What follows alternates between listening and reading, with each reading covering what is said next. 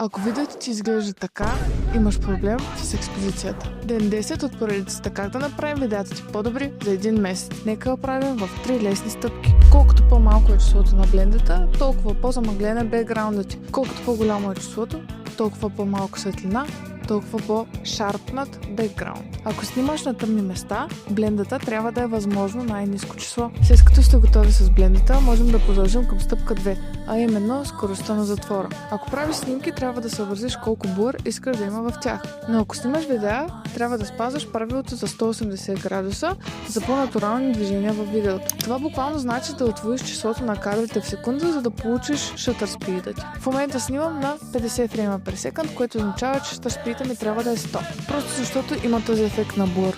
Ако направя, например, на 300, ще получа едно странно движение на пръстите. Това не го искаме. Търсим синематографичен ефект. Последната стъпка е ISO. Когато нямаш достатъчно светлина, вдигаш ISO и магията се случва. Това не е просто казано е светлина, която не съществува, а е фалшива такава и вдига изкуствено светлината в видеото ти. Но не прекалявайте с него, защото ще има твърде много шум във видеото ви. Последвай за ден 11.